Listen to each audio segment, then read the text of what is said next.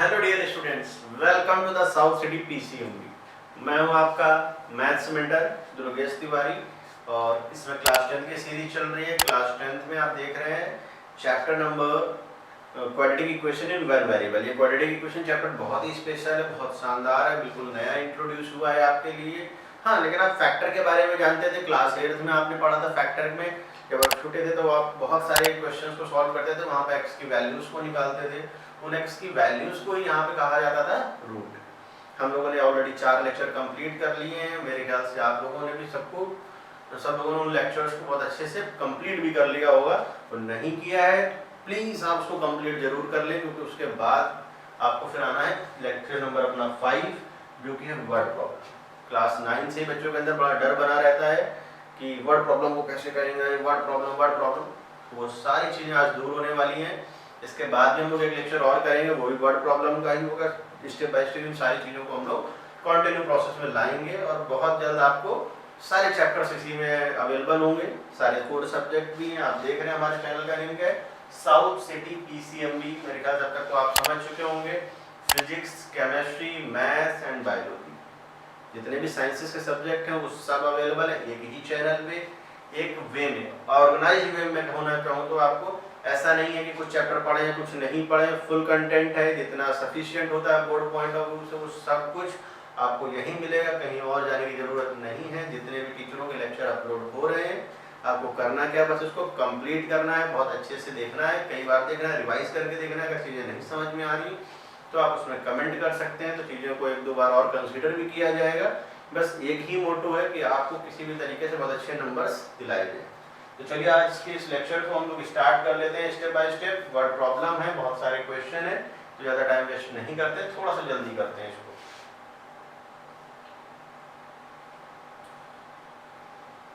तो हमारे पास ये आ चुका है, तो चलिए इसको स्टार्ट कर लेते हैं। सबसे पहला क्वेश्चन इसमें क्या दे रहा है, इसको देख लेते हैं। Find to consecutive. इसमें जो है कि वर्ड यूज हो रहा है कॉन्सिक्यूटिव, ये थोड़ा सा अच्छा है। कॉन्सिक्यूटिव मतलब होता है लगातार, एक के बाद एक। Odd integers whose product is 195। Product क्या 195। देखिए अगर मैं क्लास 11th की बात कर रहा होता यहाँ पर, तो मैं यहाँ पे लेता 2x + 1 and 2x + 3, 2 consecutive numbers. लेकिन अगर यहाँ पर आप ऑड नंबर की बात कर रहे हैं, क्लास 10th में हैं, तो यहाँ पर आप लगातार 2 ऑड नंबर क्या ले सकते हैं, x और x + 2 भी ले सकते हैं। इससे भी आपका काम चल जाएगा। 2x लेने, 2x + 1 लेने की बहुत जरूरत नहीं है। तो late x and x + 2 odd integers are 2 odd integers। और इसमें क्या कहा गया है कि इनका जो प्रोडक्ट है वो है 195। तो x into x + 2 equal 195। x² + 2x = 195। इस साइड प्रोसेस सॉल्व हो जाएगा। x² + 2x - 195 = 0। अब इसके फैक्टर करने पड़ेंगे, थोड़ा सा अपने को ध्यान देना है। तो 195 के हम फैक्टर कर लेते हैं पहले। तो क्या है 3 से होगा, बिल्कुल हो जाएगा, क्योंकि 5 से 14 15 बन रहा है। तो ये हो जाएगा 3 6 18 एंड 3 5 15। इसके बाद 5 आएगा, लाना क्या अपने को 2 लाना है। तो 15 और 13 दो फैक्टर बन चुके हैं, यानी कि हम लोग लिख सकते हैं यहाँ पर x² + 15x - 13x - 195 = 0। यहाँ से मुझे x कॉमन करना है, तो x कॉमन जैसे ही करेंगे तो क्या आएगा, x + 15 - 13, 3 आ जाएगा हमारे पास, x + 15 = 0। x + 15 in one bracket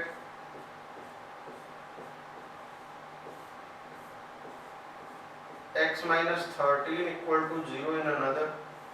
तो x की वैल्यू आ जाएगी एक हमारी -15 और एक आ जाएगी 13। अब डिपेंडेंसी इस बात पर है कि हमें पॉजिटिव की बात करी जा रही है, तो आप इस चीज को नहीं ले सकते। इसको मैं हटा देता हूँ तो माई एक्स आ जाएगा 13 और एक आंसर आ जाएगा हमारा 15। ये 2 आंसर्स हमारे आ चुके हैं। ये 2 लगातार ऑड इंटीजर्स भी है और इनका जो प्रोडक्ट है वो कितना आएगा 195 आएगा। तो मेरे ख्याल से आपने समझा कि लोग किस तरीके से क्वेश्चंस को सॉल्व कर सकते हैं। देखिए प्रोडक्ट का आ गया था तो मैंने मल्टीप्लाई कर दिया, इस तरीके से हम दोनों क्वेश्चन को सॉल्व कर लिए। तो स्टेप बाय स्टेप अगर आप चलते जाएंगे तो क्वेश्चन बहुत आसानी से सॉल्व होंगे। बस ध्यान देने की इतनी जरूरत है कि यहाँ पर आपको सेंटेंस को समझना है और उसी चीज को इम्प्लीमेंट करना है अपने इक्वेशन के फॉर्म में। अगर इक्वेशन बन जाएगी, बनेगी तो इक्वेशन ही, और इक्वेशन को फिर आपको आसानी से सॉल्व कर लेना है। तो चलिए आते हैं अपने नेक्स्ट क्वेश्चन पे। नेक्स्ट क्वेश्चन आपके लिए, आप एक बार खुद से ट्राई करें। एक बार आप खुद से ट्राई करिए जरा इसको, फिर मैं बताता हूँ।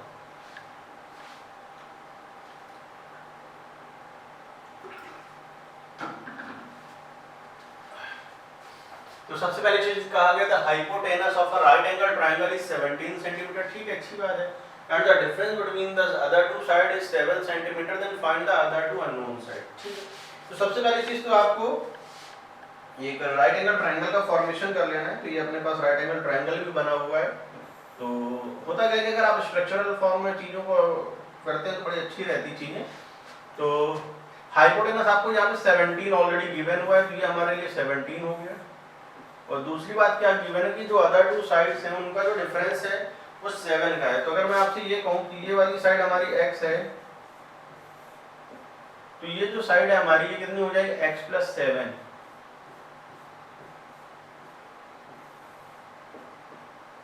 इसमें हम पाइथागोरस थ्योरम अप्लाई कर सकते हैं। सबसे पहली चीज तो आपको क्या करना है, अप्लाई पाइथागोरस थ्योरम।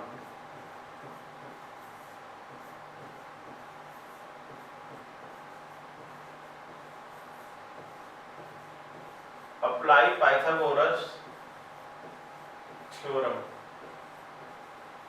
देखिए इसको क्या करना है, हाइपोटेनस का square equal x square plus x + 7 का होल स्क्वायर, तो आ जाएगा 289 equal to x square plus x square plus 49 plus 14x। तो इसको 289 को हम लोग इस तरफ कर लेते हैं, यानी कि ये बन जाएगा जाकर के 2x square plus 49x minus यहाँ पे 14x आएगा, 49x नहीं आएगा क्योंकि 14x है। 2x square plus 14x minus, अच्छा 49 है माइनस का 289 का 49 माइनस का 289 आएगा तो देन इट बिकम माइनस का 240 इक्वल टू 0। 2 से डिवाइड कर दिया जाए तो ये आएगा हमारे पास x square plus 7x minus 120 equal to 0। अब हमें 120 के ऐसे फैक्टर करने के उनको सब्ट्रैक्ट करने के बाद 7 आ जाए तो 15 and 8 x square plus 15x minus का 8x माइनस का 120 इक्वल टू 0। क्या इसमें कुछ कॉमन आ रहा है? बिल्कुल आ रहा है, x आ रहा है हमारा कॉमन। तो x plus 15 minus 8 then it become x plus 15 equal to 0। एक ब्रैकेट में आ जाएगा x प्लस 15, दूसरे में आ जाएगा x माइनस 8 इक्वल टू 0। तो देखिए माइनस 15 तो साइड कभी पॉसिबल है ही नहीं, तो x की वैल्यू आपकी क्या आ जाएगी 8। अगर x की वैल्यू 8 है तो जो अदर साइड हो जाएगी, तो अदर साइड आ जाएगी हमारी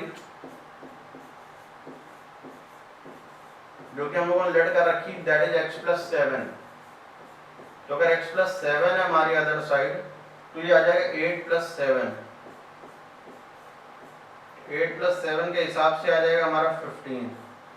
नोट कर लीजिए, तो x के लिए एक आ गई 8 और एक क्या आ गई हमारी x की वैल्यू 15। तो मेरे ख्याल से चीजें आप समझ पा रहे हैं कि हम लोग किस तरीके से क्वेश्चन को सिंप्लीफाई कर पा रहे हैं। क्योंकि जो भी चीज कही गई है क्वेश्चन उसको आप स्टेप बाय स्टेप फॉलो करते जाइए। बस आप फॉलो करेंगे चीजें आसान हो जाएंगी। फिर उसके बाद मेरे ख्याल से जब क्वाड्रेटिक बन जाती है उसके बाद तो जैसे कि यहाँ पर देखिए, अब यहाँ पर क्वाड्रेटिक बन गया, जब क्वाड्रेटिक बन गया तो फिर तो कोई दिक्कत आई नहीं। मेन प्रॉब्लम तो क्वाड्रेटिक से पहले की है ना, जब आपने क्वाड्रेटिक सॉल्व करने लगे तब थोड़ी ना प्रॉब्लम है। चलिए आते हैं लोग अपने नेक्स्ट पार्ट पे कि नेक्स्ट क्वेश्चन ये आपके लिए, एक बार ट्राई करिए आप खुद से।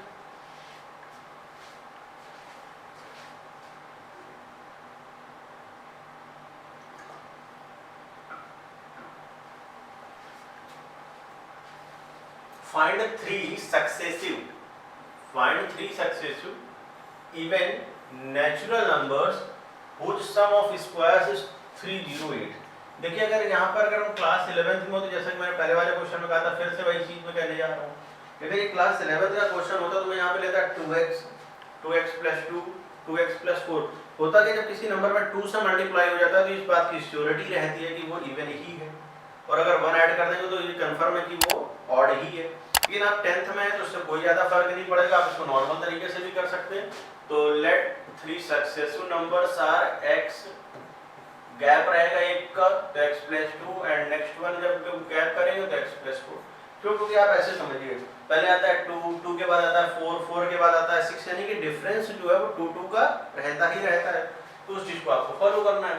इनका जो स्क्वायर का सम है वो 308 है, यानी कि x square plus x plus 2 का whole square plus x plus 4 का whole square, that is equal to the 308। ये हो जाएगा x स्क्वायर प्लस 4 प्लस का 4x plus x square plus 16 plus 8x, that is equal to the 308। ये हमारे पास आ गया 3x square plus 8 और 4 12x, 16 और 4 20, इस साइड ले आएंगे तो ये बन जाएगा हमारे लिए 288। 3 से डिवाइड कर दिया जाए, x square plus 4x minus 96। अब हमें इसके 96 के ऐसे फैक्टर करने की सब्ट्रैक्ट करने पे 4 आ जाए। तो मेरे ख्याल से फैक्टर तो आपको समझ में ही आ रहे होंगे, 12 और 8 फैक्टर होते हैं। तो 12 बढ़ जाए 96 भी होता है और 12 माइनस 8 क्या हो जाएगा, 4 भी हो जाएगा। तो मैं 12 और 8 ही लेंगे, यानी कि बन गया x स्क्वायर प्लस का 12x माइनस का 8x minus of 96, that is equal to 0। x common करें, x plus 12 minus 8 x plus 12 equal to 0। तो x प्लस 12 वन ब्रैकेट में आ गया हमारा, x माइनस 8 आ गया हमारा सेकेंड ब्रैकेट में इक्वल टू 0। तो x की वैल्यू हमारी आ जाएगी 8। तो अगर x की वैल्यू 8 है तो नेक्स्ट सक्सेसिव नेचुरल नंबर क्या हो जाएगा, next successive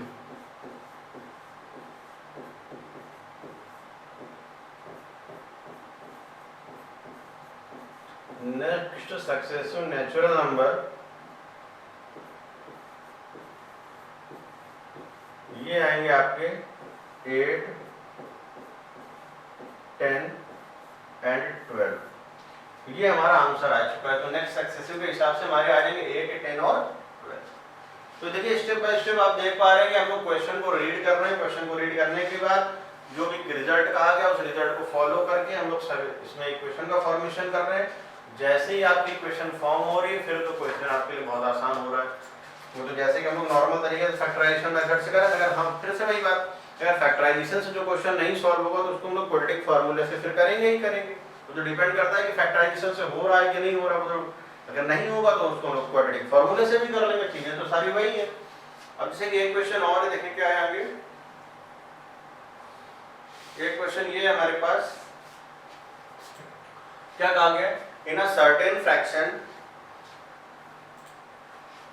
in a certain positive fraction the denominator is greater than the numerator by 3 if 1 is subtracted from the both numerator and the denominator the fraction is decreased by 1/14 then find the numbers। हमें numbers find करने हैं। ठीक है, अच्छी बात है। तो solution की बात कर लेते हैं, इसका सॉल्यूशन देखते हैं कैसे होगा।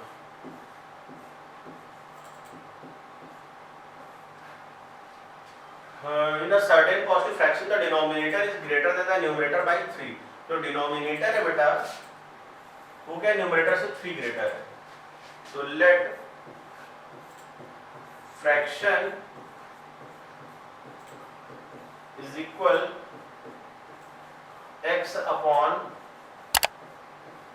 x प्लस 3, ठीक, is greater than the numerator by 3 if 1 is subtracted from both the numerator and denominator। अगर 1 सब्ट्रैक्ट कर दिया जाए दोनों से, यानी कि x minus 1 upon x plus 3 minus 1 is equal, the fraction is decrease, मतलब जो पहले वाला फ्रैक्शन था वो 1/14 क्या हो जाता है, डिक्रीज हो जाता है। तो पहले फ्रैक्शन कितना था, x upon x plus 3, x upon x plus 3 minus 1 upon 14। अब इसे सॉल्व करना हमारा काम है।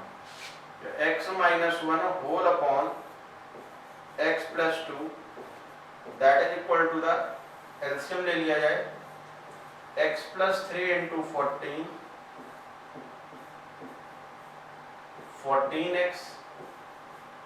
माइनस x माइनस का 3, तो x माइनस 1 अपॉन में x plus 2 that is equal to the 13x minus 3 14x plus 3। देखिए यहाँ पे कैंसिल आउट होने जैसी कोई सिचुएशन नहीं है, क्रॉस मल्टीप्लाई करना ही पड़ेगा, तो 14 की साइड आएगा, तो 14x into this x square minus का x प्लस का 3x माइनस का 3 प्लस का 3x माइनस का 3 इक्वल, इसका मल्टीप्लाई करो 13x square x into 3 minus of 3x 26x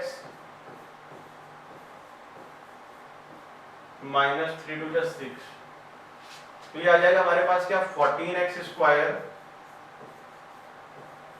plus का 2x यानी क्या आ जाएगा 28x माइनस का 42 13x स्क्वायर प्लस का 23x माइनस 6, इसको इधर ले आए, ये बन जाएगा x स्क्वायर, यहाँ पे आएगा 28x प्लस का 23x, ये आ जाएगा प्लस का 5x, 42 माइनस का इधर ले आएंगे तो minus of 36 sorry.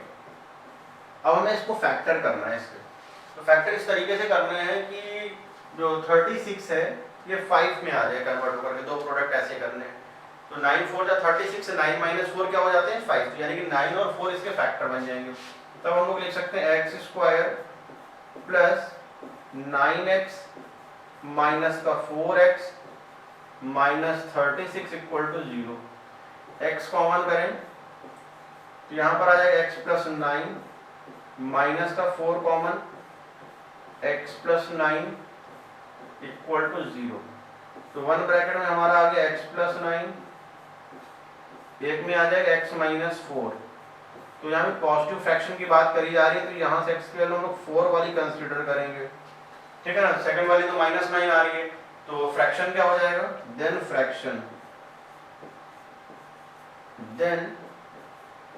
Fraction is equal, fraction क्या आएगा x अपॉन x प्लस 3 यानी कि 4 अपॉन 4 प्लस 3 यानी कि 7,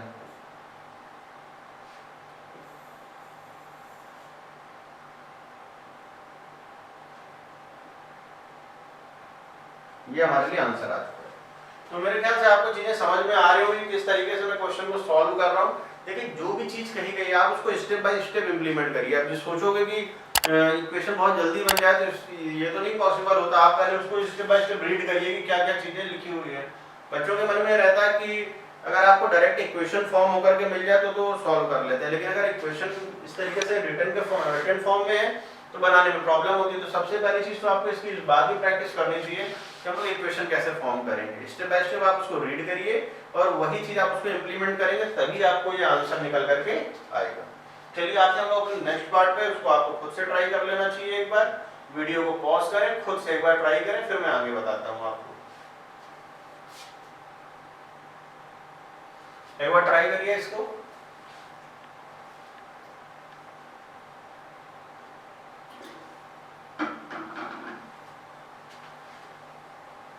A rectangle of area 105 square centimetre है its length equal to the x।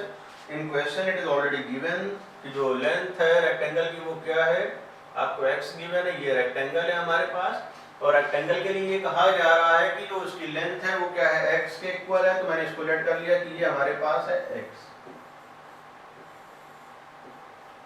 ठीक, अगर ये x है और write down the breadth in term of x के टर्म में। अभी फिलहाल के लिए मैं एक काम क्या कर रहा हूँ, मैं इसको b लिख दे रहा हूँ। लिखने को तो मैं डायरेक्ट भी लिख सकता हूँ, लेकिन अभी फिलहाल के लिए इसको b लिख देता हूँ। अच्छा, अपने को ये पता है कि जो एरिया होता है क्या होता है, l इंटू बी। एरिया जो होगा हमारा रेक्टेंगल का वो होता है बेटा l इंटू बी, और एरिया फिलहाल के केस में गिवन है 105, लेंथ गिवन है x, तो और b के केस में तो b है। तो जो आपकी विड्थ है या ब्रेथ है, आप जो भी बोलना चाहें उससे कोई फर्क नहीं पड़ता, that is 105 divided by x। ठीक है ना, ये चीज समझ में आ गई कि नहीं आपको? इसको हम लोग बॉक्स में कवर कर लेते हैं क्योंकि ये भी हमारे आंसर का एक पार्ट, ये पूछा ही गया था क्वेश्चन में। क्या पूछा गया था, find the breadth in term of x। ये चीज देखिए आपसे डिस्कस की गई थी। इसके आगे given that the perimeter is 44। Perimeter यहां कितना है, 44 है। तो write down an equation in x में हमें इक्वेशन फॉर्म करनी है एंड देन सॉल्व इट। उसको सॉल्व भी करना है। Determine the dimensions. देखिए डायमेंशन का मतलब होता है जो साइड दी गई है उसकी वैल्यू हमें निकालनी है, भाई हमारे लिए डायमेंशन का काम करेगी। तो जो पेरीमीटर है वो होता कितना है, पेरीमीटर है हमारे लिए 2 times l plus b। Perimeter की वैल्यू कितनी गिवन है, 44 equal to 2 x plus 105 divided by x। ये कैंसिल हो गया हमारे लिए 22 इक्वल टू आ जाएगा हमारे पास x square plus 105 whole upon x। तो ये आ जाएगा हमारे पास 22x equal x square plus 105 whole upon into, sorry 105 ही आएगा, कोई x तो नहीं आएगा, सबको एक तरफ कर लेते हैं। तो x square minus 22x plus 105 equal to 0। तो 15 इंटू 7 होता है 105, और 15 प्लस 7 अगर हम करें क्योंकि ऐड करने पे लाना है 22, तो हो भी जाएगा 22। ये हो जाएगा x square minus of 15x minus of 7x plus 105 equal to 0। तो यहाँ से x अगर मैं कॉमन करूँ तो x की जो वैल्यू आएगी x minus 15 minus 7x minus 15 equal to 0। x minus 15 in one bracket, x minus 7 in another. तो x की वैल्यू एक हमारी आ गई 7 और एक x की वैल्यू आ गई 15। अब देखिए अगर आप x की वैल्यू 7 लेते हैं तो जो ब्रेथ है वो 15 आ जाएगी। तो लेंथ तो हमेशा ऑब्वियस बात है बड़ी रहती है, तो जो लेंथ है वो x है, तो लेंथ को ले लेंगे हम लोग 15। तो यहाँ पे जो बड़ा लेंथ की वैल्यू है वो कितनी आ जाएगी 15, और जो ब्रेथ है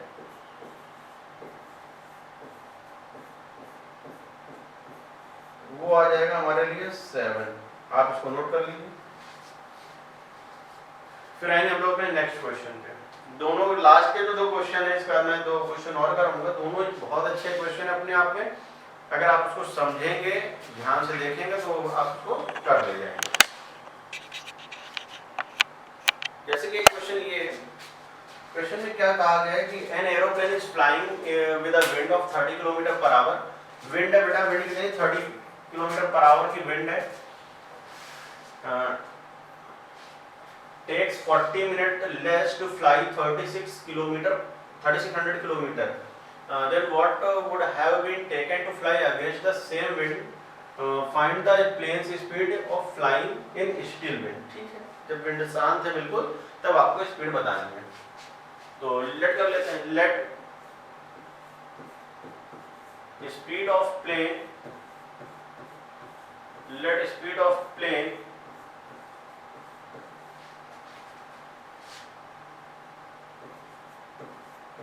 in still wind that is equal to the x kilometre per hour. Still wind में जो उसकी स्पीड है वो कितनी x किलोमीटर पर आवर है। ठीक, अब एक चीज ये देखिए, time taken by plane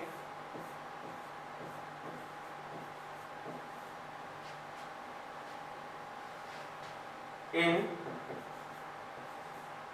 same wind direction.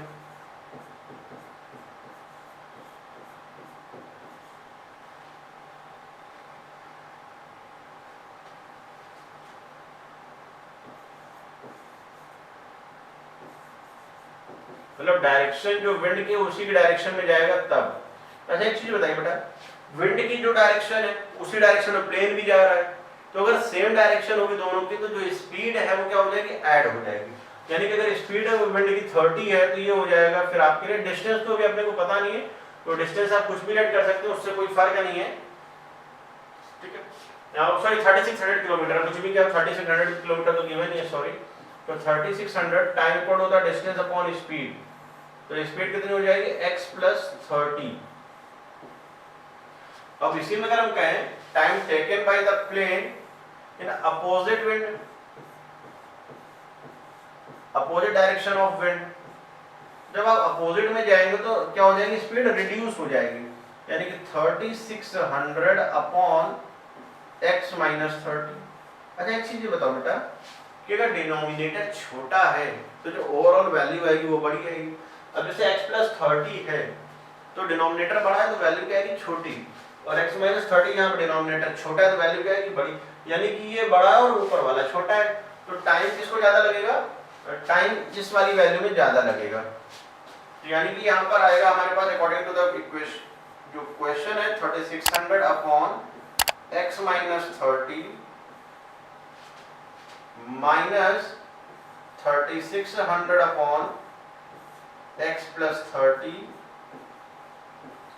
और ये किसके इक्वल है, जो डिफरेंस है वो 40 मिनट के डिफरेंस के बराबर है। तो देखिए सब कुछ अगर आवर में चल रहा है तो यहाँ पर हम तो क्या करेंगे, आवर में कन्वर्ट करेंगे, ये भी आवर में है और ये भी, तो 40 आवर को अगर आप कन्वर्ट करेंगे तो 40/60, और अगर आप इसको सॉल्व कर देंगे तो ये बन जाएगा 2/3। तो सबसे पहला काम तो आप यहाँ पे 3600 को कॉमन कर लो, नहीं तो ये सबसे ज्यादा बड़ा कर देगा क्वेश्चन को। अब एलसीएम ले लेते हैं, x प्लस 30 आएगा हमारा इस तरफ, minus x minus 30 whole upon x square minus of 900 equal 2/3। 2 से अगर मैं इसको कैंसिल करूंगा तो ये बन जाएगा 1800। अब क्रॉस मल्टीप्लाई कर लीजिए 3 का इस तरफ, तो ये बन जाएगा 5400 इनटू, यहां पर अगर सॉल्व करें तो x plus 30 minus x plus 30 is equal x square minus of 900। ये x और ये x हमारा कैंसिल हो चुका है, सॉरी ये x और ये x कैंसिल हो चुका है, 5400 into 60 plus 900 is equal to the x square. तो इसको सॉल्व करने का तरीका तो भाई बहुत टफ लग रहा है, कुछ एक काम करते हैं, पहले तो 100 कॉमन करते हैं तब शायद मुझे अच्छा लगे। 100 कॉमन कर लिया, साथ में 9 भी कॉमन कर लेते हैं, 900 एक तरीके से कॉमन कर लिया, ये हो जाएगा 360। यहाँ पे 900 अगर हम कॉमन करेंगे तो 9 6 54 होता है, तो यहाँ पर बच जाएगा हमारा कितना 6, और 6 का जब आप 360 से मल्टीप्लाई करेंगे तो 360 प्लस 1, तो ये आ जाएगा 100 इंटू 9 इंटू 361। अरे वाह, चलो सबके परफेक्ट स्क्वायर तो मिल ही गए। अगर मैं यहाँ पे x की बात करूंगा तो ये बन जाएगा 10, ये बन जाएगा 3 और ये होता है 19, ये हो जाएगा हमारे लिए 570 किलोमीटर पर आवर। थोड़ा सा कैलकुलेशन इसका टफ था बट क्वेश्चन इजी था। क्वेश्चन को मैं कहूँगा कि मॉडरेट क्वेश्चन था, टफ नहीं था, सिंपल ही था। तो आपने चीज़ों को देखा, लेकिन जब विंड की डायरेक्शन में कोई चीज़ जाएगी, ऐसे मैंने क्वेश्चन और लिया आप स्ट्रीम और डाउन स्ट्रीम का, तो अगर विंड की डायरेक्शन में जाएगी तो ऑब्वियस सी बात है कि जो स्पीड है प्लेन की क्या होगी, इंक्रीज हो जाएगी। अगर विंड के अपोजिट डायरेक्शन में जाएगी तो उस केस में वो क्या हो जाएगी, स्पीड कम हो जाएगी, क्योंकि आप किसी चीज को अपोज कर रहे हो ना, तो डेफिनेटली वहां पे स्पीड क्या हो जाती है, कम हो जाती है। तो आप लोग इसका एक बार स्क्रीनशॉट ले लीजिए, फिर आते हैं लोग अपने नेक्स्ट क्वेश्चन पे।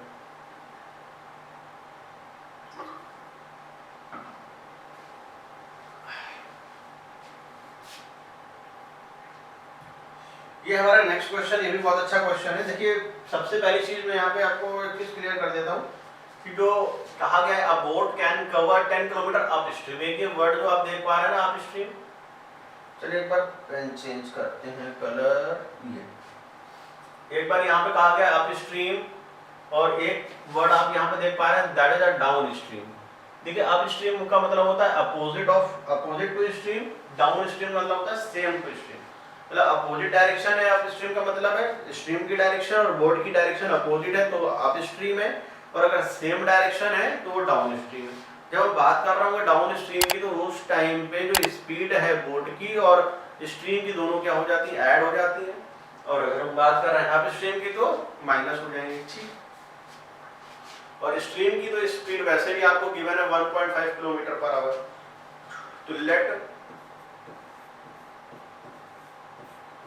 Speed of boat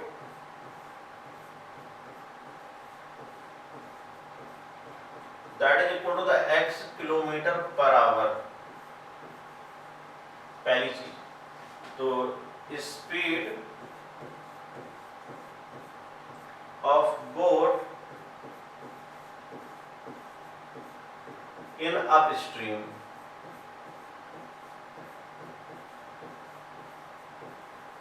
up stream के केस में जो स्पीड है वो हो जाएगी x माइनस 3/2। जो 1.5 था मैंने उसको 3/2 कर दिया, 3/2 फ्रैक्शन में चीजें लिखनी ठीक रहती, kilometre per our.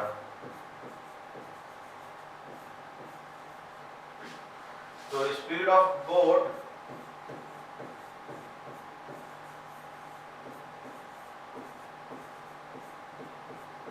In downstream, तो ये बन जाएगा x plus 3/2 kilometre per hour. अब आ जाते हैं हम क्वेश्चन में, अकॉर्डिंग टू द क्वेश्चन हमसे कहा गया 10 किलोमीटर अप स्ट्रीम और 10 kilometre down stream, sorry 5 kilometre down stream है, तो टोटल टाइम लगा है 6 आवर। तो एक काम कर लेते हैं, टाइम कितना लगा है, टोटल 6 है, तो टाइम डिस्टेंस अपॉन स्पीड, जो 10 किलोमीटर की डिस्टेंस है वो है अप स्ट्रीम में, यानी कि अप स्ट्रीम वाला आप स्पीड रखोगे x माइनस 3/2, और उसके इसमें 5 रखेंगे तो 5 upon x plus 3/2, that is equal to the 6r। अब इसको हम लोग थोड़ा सा सिंप्लीफाई कर लेते हैं। तो सबसे पहली बात तो एलसीएम लेना पड़ेगा, बिना उसके तो काम चलना ही नहीं है। तो x minus 3/2 into x plus 3/2, तो 10 का side multiply 10 into x plus 3/2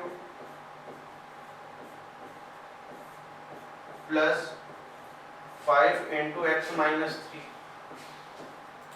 that is equal to the 6। इसको इस तरफ कर लेते हैं, 10x प्लस 10 इंटू 30/2 यानी कि 15 प्लस 5x माइनस का 15/2 इक्वल टू 6, और ये बन जाएगा बेटा x स्क्वायर माइनस का 9/4। बहुत अच्छी चीज बनी जा करके, तो ये आ जाएगा 15x। अच्छा 15 में अगर हम लोग 15/2 को माइनस करेंगे बेटा तो क्या आएगा, 15/2 ही तो आएगा, वो भी प्लस का। यहाँ पर आ जाएगा हमारा 6x स्क्वायर माइनस 6 इंटू 9/4। 2 से अगर कैंसिल करेंगे इसको, ये 2 कैंसिल हो जाएगा, ये 2 कैंसिल हो जाएगा, सॉरी 3 आएगा यहाँ पे। तो 15x plus 15/2 equal to 6x square minus of 27/2। तो 6x स्क्वायर को एक काम करते हैं, सबको एक तरफ कर लेते हैं क्योंकि तभी आप सॉल्व कर पाओगे। 6x square minus of 15x minus ये हो जाएगा 42/2, जो कि बन जाएगा जाकर के 21। 6x square minus of 15x minus of 21 equal to 0। 3 का डिवाइड कर दिया जाए, 2x² माइनस का 5x माइनस का 7। तो फैक्टर तो मेरे ख्याल से साफ साफ दिख ही रहे हैं, 7 और 2 ही बन जाएंगे फैक्टर। तो इसको मैं लिखूंगा जाकर के x² minus of 7x plus of 5x minus 2 equal to wait, अच्छा 7 और माइनस का 2 लिखना पड़ेगा, इसको मैं करेक्ट कर देता हूँ। 2x माइनस का 2 equal to 2x² minus 7 minus 2 और माइनस का 7 है लास्ट में इक्वल टू 0, ये 2x²। तो यहाँ से अगर मैं x कॉमन करूँगा तो ये बनेगा 2x माइनस का 7 प्लस का 1 कॉमन करेंगे तो ये बन जाएगा 2x माइनस 7 अगेन। तो 2x माइनस 7 एक ब्रैकेट में आएगा और एक में आएगा x प्लस 1 इक्वल टू 0। तो x की वैल्यू 7/2 है, लेकिन निगेटिव तो पॉसिबल नहीं है तो आप उसको तो हटा ही दीजिए। तो 7/2 किलोमीटर पर आवर के स्पीड से वो चलेगा। तो मेरे ख्याल से आज का जो लेक्चर है आपको समझ में आया होगा, पसंद आया होगा। कुछ क्वेश्चंस ऐसे होंगे जो मैंने थोड़े जल्दी कर दिए होंगे, आपको कम समझ में आए होंगे, तो आप बार बार उसको रिवाइज करके देख सकते हैं। और आप जान रहे हैं कि मैं हूँ आपका मैथ्स मेंटर दुर्गेश तिवारी। तो हम लोग मिल रहे हैं अपने YouTube channel south city PCM. Physics, chemistry, maths, biology सारे कोर सब्जेक्ट अवेलेबल हैं। और आपको पता ही है कि अगर आप आपने तक चैनल को सब्सक्राइब नहीं किया है तो प्लीज़ चैनल को सब्सक्राइब जरूर कर लें और इसको अपने फ्रेंड के साथ शेयर जरूर करें। तो आज के इस लेक्चर में बस इतना ही। ये सीरीज ईयर लॉन्ग चलती रहेगी। आज से ये मान के चलिए क्वाड्रेटिक लगभग कंप्लीट हो गया आप लोगों का, लेकिन मैं एक लेक्चर और लेकर के आऊँगा आपके लिए, जो कि होगा वर्ड्स प्रॉब्लम का ही, जो प्रीवियस ईयर के एग्जाम्स में कहीं ना कहीं आपके स्टेट बोर्ड में हो सकता है, सीबीएसई हो सकता है, आईसीएसई हो सकता है, पूछे गए होंगे। तो आज के इस लेक्चर में बस इतना ही। बहुत जल्द मिलेंगे हम लोग अपने नेक्स्ट लेक्चर में। तब तक प्रॉपर नोट्स बनाइए, लेक्चर्स को देखते रहिए। और भी सब्जेक्ट के लेक्चर अवेलेबल है इसी चैनल पे, आपको कहीं और जाने की जरूरत नहीं है। Bye bye.